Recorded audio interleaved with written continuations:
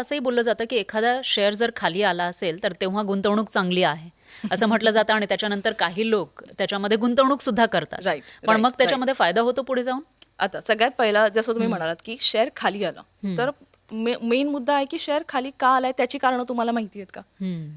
की quarterly result खराब आहे का कंपनीचा, हम्म. की बॅलन्स शीट पूर्णपणे खराब आहे कंपनीची. एक दोन क्वार्टर्स खराब असतील तर बाउन्स बॅक करण्याचे चान्सेस असतात, ज्याला आपण टर्न अराउंड कंपनी म्हणतो. अच्छा. जर का ती टर्न अराउंड कंपनी असेल तर डेफिनेटली तो एक चांगला चान्स आहे. पण ह्याच्यासाठी अगेन तुम्हाला कंपनीचा फंडामेंटल समजून घेणं खूप महत्त्वाचं आहे. आता हे जे स्टॉक्स तुम्ही बोलताय ह्याला पेनी स्टॉक्स म्हटलं जातं.